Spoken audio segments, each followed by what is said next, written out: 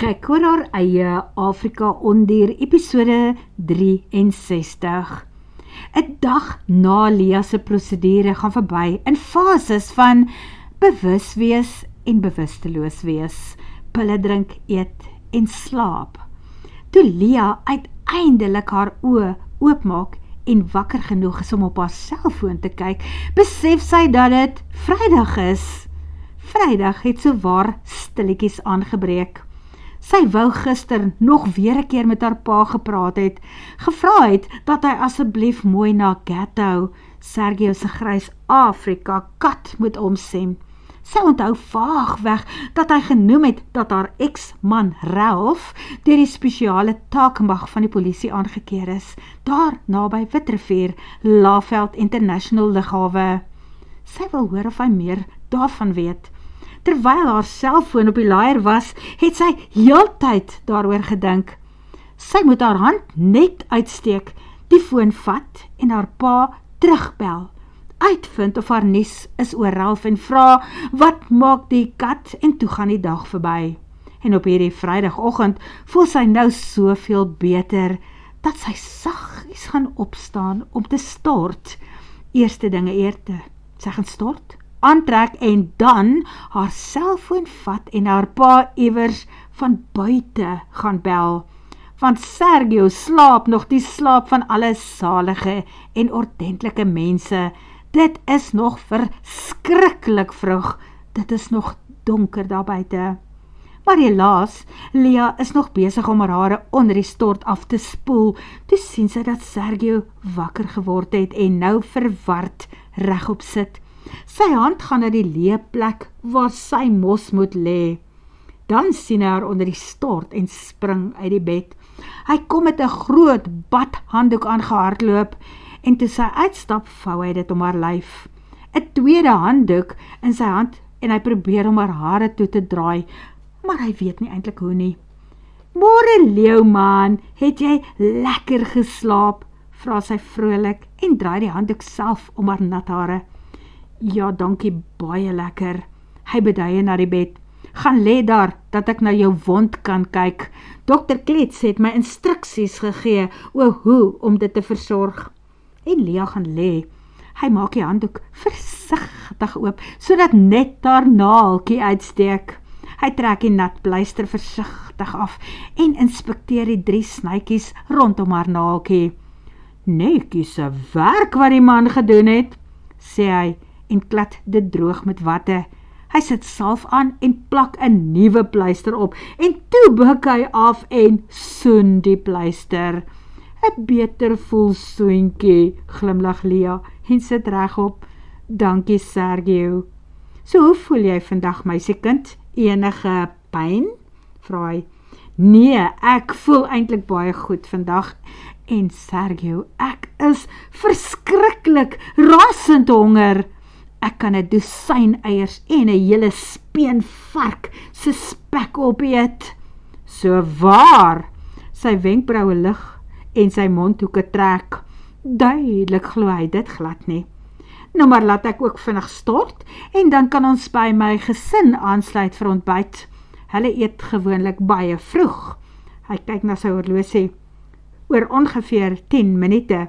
So sal jy self kan aantrek, dan kan ons afstap of opstap boontoe." "Natuurlik Sergio." En hulle is sowaar betyds vir die vroeë ontbyt met sy mense. Daar waar Diego weer die kwessie van 'n visvang uitstappie vir hom en Sergio aanroer. Op die einste skuit waarmee hy gewoonlik eenmaal per week uitgaan om te gaan visvang vir die lodge, en as daar oorskiet is, verkoop hy dit aan ander mense ook. "So gaan jy saam, my broer, in die reg en in die huwelik." "Nee, swaar." Sergio skud sy kop. "Dit sal nie reg wees om vir Lia alleen hier te los nie. Sy's my gas." "Sergio, nee man, moenie terwille van my bly nie. Ek gaan dit vandag in elk geval nog rustig vat. Dalk later weer 'n slaapie vang. So gaan saam as jy wil," keer Lia. "Buitendien, Lia gaan nie alleen wees nie. Onthou die res van ons is ook hier." "Hallo," roep sy suster Sylvia uit. Ek wil haar ook beter leer ken, aangesien sy die eerste meisie is wat my broer ooit huis toe gebring het. Hy lyk lus om te gaan, maar sy oë bly vraand op Lea. Sergio, jy kan regtig maar gaan. Ek beloof ek sal my pille drink en my stil gedra. Sy haal die pille uit haar sak en sit dit op die tafel langs haar neer, die wat sy nou na ete moet neem. Sergio knik goedkeurend en toe moet hy wegkyk, want die kelner aan sy ander kant wil weet wat hy gaan eet. Hy bestel spek en 2 eiers, geelkant sag en boto, wit roosterbrood met skyfies. Daarna bid hy na Lea en vir haar die spek van 'n hele vark en 'n dosyn eiers, sag en sonkant boontoe, 'n halwe brood se roosterbrood. Hoeveel snye sal dit nou eintlik wees? Maak dit 7 snye roosterbrood en 'n bak slap chips, 'n bottel konfyt. Het jy nog iets nodig, Lea? Sy sê sy is rasend, verskriklik honger. En daar wag almal in spanning. Hulle oë draai van haar af na Sergio. Is hy dalk besig om te jok? Maar nee, hy jok nie. Hy maak net 'n simpel grap. Al lyk sy gesig so sedig, soos wat net hy kan wees. En eers toe Lea uitbars van die lag, verskyn daar uitdrukkings van verligting op die gesigte rondom hulle. Moet asseblief nie na hom luister nie, sê sy vir die kelner. 1 eier, sag, 'n reepie spek en ek sal sommer 3 van sy berg skyfies uit sy bord steel. O, asseblief en 'n snytjie roosterbrood. Jessie, amper gaan pak maar die vrieskas uit vir die noodvoorrade broer, spot sy suster. Ag, nee, regtig nie. Eintlik ken ons mos die man se humorsin, verklaar sy pa, al klink hy steeds 'n bietjie onseker. Terloops, hoe laat moet julle by die skuit wees, Diego? Vra Lea. Sy sien hoe Sergio se gesig verhelder. Hy wil regtig saam uitgaan op see. Daarom voeg sy by, gaan en geniet julleself en bring vele visse terug land toe. En jy gaan rustig wees en jouself oppas, meisiekind. Onthou, jy is nog nie gesond nie, sê hy net eers weer. Net so, ek gaan lees. As ek 1 of 2 van die boeke op daardie rak mag leen, sal ek teruggaan na Sergio se woonstel toe en in elk geval die grootste deel van die dag met boeke deurbring. Tensy daar iets is waarmee ek hier kan help. Nee, wat? Hier's niks te doen vandag nie. Ek gaan brei vir my kleinkind, antwoord moeder Martinez. As ouma moet ek ten minste 1 truitjie vir Sylvia en Diego se ou bondeltjie maak. En lees jy maar gerus, Lea, sê Sylvia ook. Ek wil seker maak dat my skoonmakers elke hoekie van die backpackers skrob vir die naweek. Ons het nog nie gaste wat inkom nie, maar so 1 maal per maand is dit lekker om beddens daar weg te skuif en behoorlik van die seesand wat die mense daar intrap ontslae te raak. Jy gaan nie self aan daardie beddens skuif nie, waarsku Sergio bekommerd. Natuurlijk nie, boetie, maar onthou net, ek is swanger, ek is nie pas oopgeslag nie. Van watter tipe boeke hou jy, Lea? Daar is nog boeke in die rakke daar in die backpackers se eethoekie ook, as jy daar wil gaan loer. Ag, ek lees eintlik enigiets. As die storie my gryp, verdwyn ek tussen die bladsye. En hier is genoeg boeke om van te kies op daardie rak. Sy het mos klaar daar gaan loer. Daar is liefdesverhale, 'n paar spannings en speurverhale van nogal bekende skrywers. Hoe laat moet ek reg wees, Diego? Vra Sergio terwyl hy weg lê aan sy ontbyt. Ons skuit vertrek so teen 9 uur, maar ons mag dalk na donker eers weer terugkom, beduie Diego.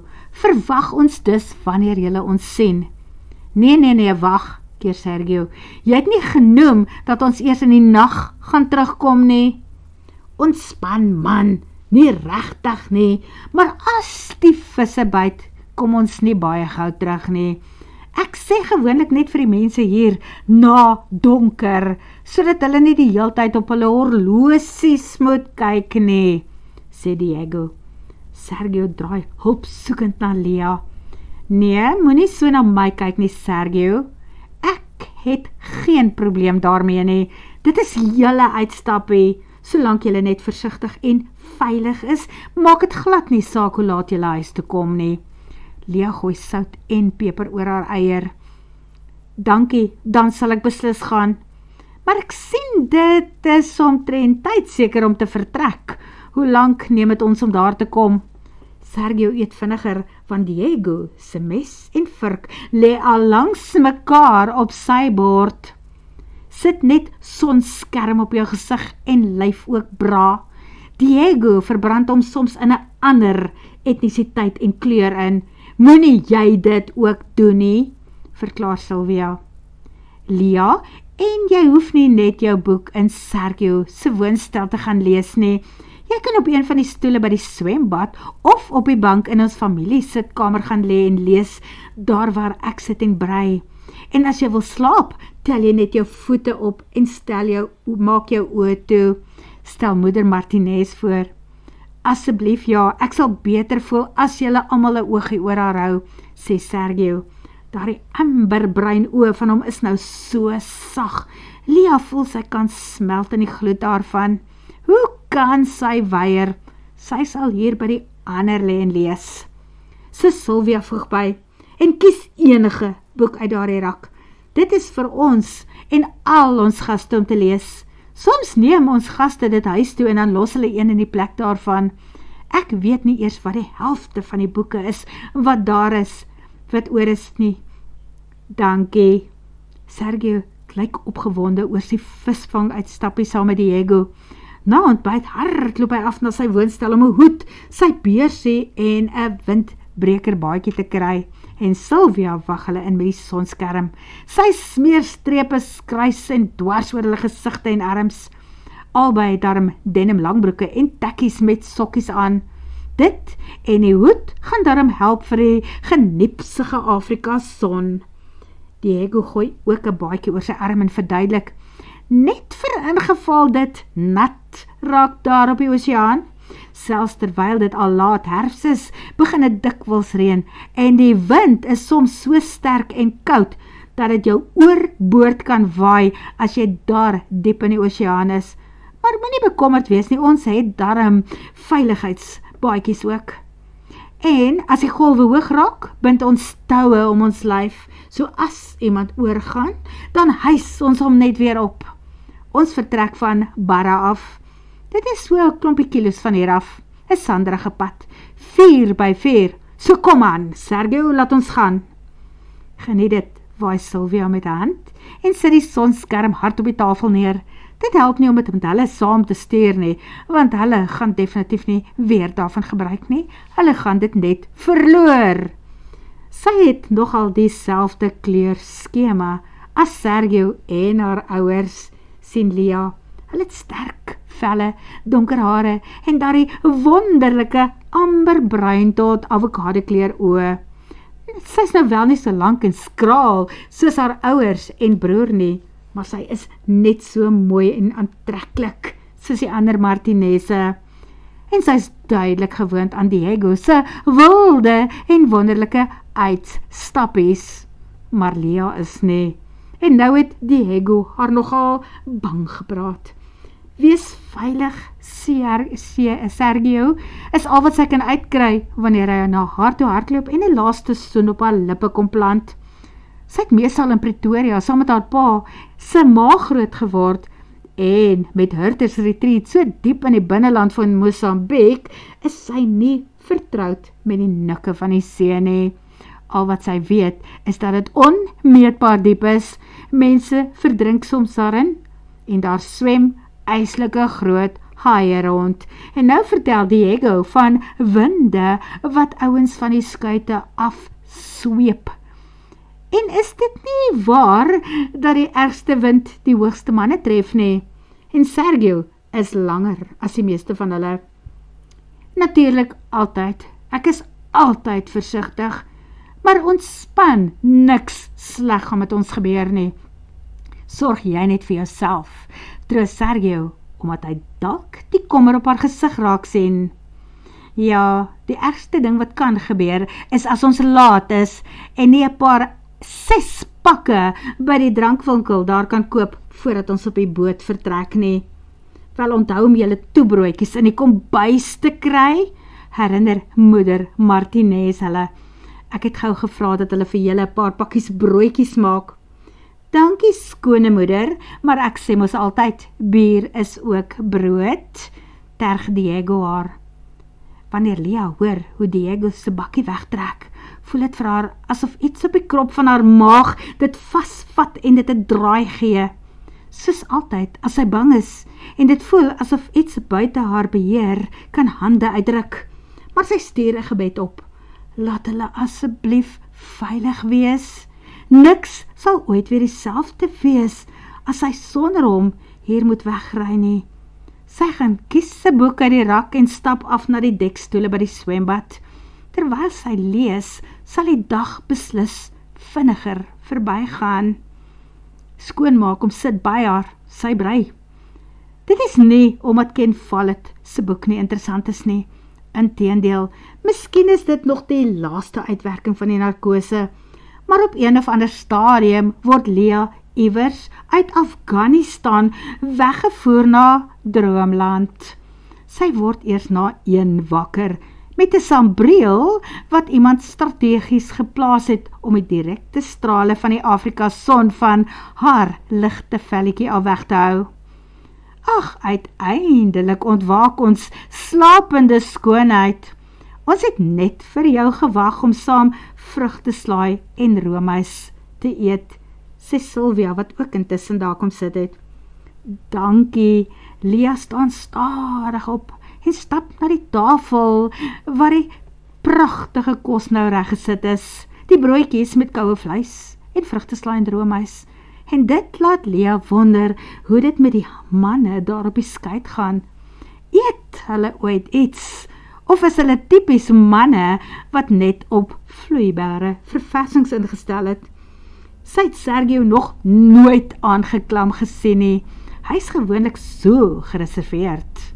Maar wat sal gebeur as hy beheer verloor saam met 'n klomp wilde manne soos Diego? Het julle enigiets van die vissermanne gehoor, wil sy weet? Nee, en ons verwag ook nie om van hulle te hoor nie. As jy jou selfoon daar gebruik, kan jy hom maar afskryf, sê vader Martinez. Bloed en binnegoed, seewater en meer as een ou se foon het al in die diep waters weggesink. As ek saam gaan oop waters toe, bly my foon veilig hier by die huis. Lia eet een van die broodjies en 'n bietjie van die vrugteslaai met roomys daarbey. Hoe ver het jy toe met jou skoonmakerry gekom, Sylvia? Wil sy weet. Ons is klaar. Na ete is dit finale inspeksie en dan kan 2 van my werkers maar huis toe gaan. Ons het nie besprekings vir die naweek daar nie. Alhoewel dit kan altyd skielik gebeur. Nommer 99. Jy sal nog sien hoe dit hier gaan. Ek gaan net nou inry na die winkels op tafel om 'n paar goed daar op te laai. Enige iemand wat wil saamry? Vra pa Martinez. Ek wil asseblief oom, Lia steek haar hand op, as daar 'n plek is waar 'n mens sketsboeke, potlode en waterverfblokke kan koop, wil ek graag daar inloer.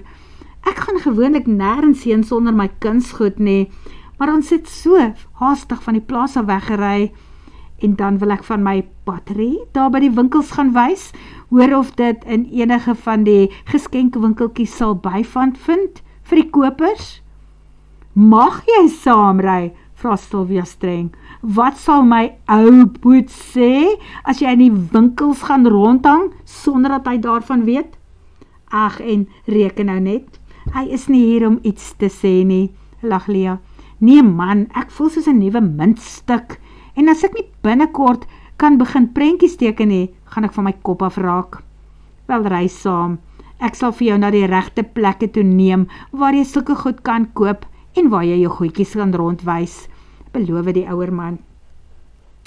Dan ry jy met die Range Rover, en nie met die bakkie nie, die ding stamp te veel, beveel moeder Martinez aan. Wat 'n gawe man, blyk Sergio se pa te wees. Dit is goed om hierdie ouer weergawe van die man self 'n bietjie beter te leer ken. Pa Martinez wag selfs geduldig, terwyl Lia by 'n geskenkwinkeltjie instap met haar boksie karamek. En hulle wil nie wag vir 'n aflewering nie. Hulle koop daar en dan al haar visbakke en bestel nog. Jippie, nou gaan ek vir oom tee of 'n koeldrank koop by daardie kleurvolle restaurantjie om dankie te sê omdat ek kon saamry. Is dit reg so, oom? Nee, dis nie reg nie. Ek koop vir jou, omdat ek kan sien hoe goed jy en my seun oor die weg kom. Dit is die eerste keer dat ek Sergio so oor 'n meisiekind sien voel, sê sy pa. Wel, ek gee regtig ook baie vir hom om, oom, erken sy.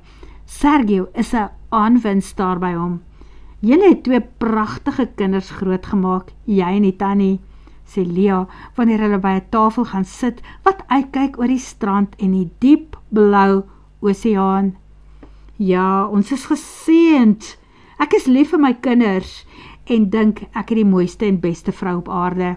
En Sergio was altyd vir ons 'n goeie seun. Hy het ons nog nooit teleurgestel nie. En klein Sylvia, wat hier by ons bly, en nou vir ons eerste kleinkind gaan gee. En julle sien seker baie uit na daardie klein ding, glimlag Lia.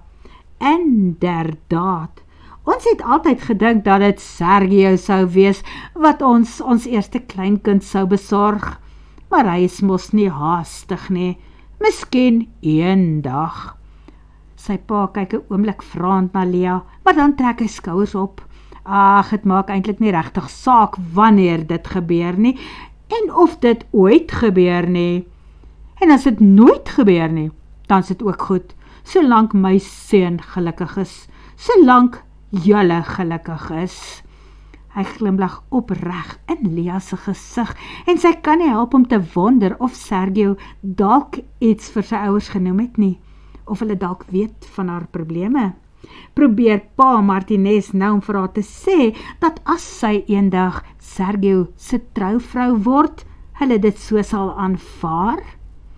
Terwyl hulle nog sit en tee drink, lig die ouer man skielike vinger en beduie oor die see. Grys wolke wat daar binne begin saampak, 'n donderstorm wat aan die broei is. As die weer sleg raak, is dit nie meer lank nie, dan kom daai skuit met die manne terug land toe. Sal ek en jy dan ook maar terug gaan huis toe? Ja, dankie oom, ek kan nie wag om te gaan sit om prente te teken by die huis nie. Mens sou dink dat na so 'n dag op see, die manne iets anders as vis en skyfies op 'n spyskaart wil sien. Maar nee, dit is Vrydag aand, en die huis ruik na vis en skyfies toe Lia en Sergio se pa daar instap. Vis en skyfies is tradisionele Vrydag aandete. Met julle kan maar tafeldek, daar is 'n geweldige storm op die see, en ek verwag dat die manne enige oomblik gaan tuis wees. Groet Sergio se pa sy mense toe hulle instap. Ja, Alice het laat weet, dit was verskriklik. Die skuit waarop haar man uit was, het dit gelukkig sien aankom en hulle het omgedraai land toe. Volgens hom was Diego en die manne net agter hulle, so hulle is seker ook op pad huis toe. Wel, as hulle nie teen 7 uur hier is nie, dan eet ons maar so lank, sê Sylvia. Dit was 'n lang dag, ek het hard gewerk en ek is moeg. Ek gaan inkruip, ek gaan nie eens vir hulle wag nie. Daarom is dit net soveel meer kommerwekkend toe dit 9 uur word en daar nog geen teken van Sergio en Diego is nie. Word vervolg.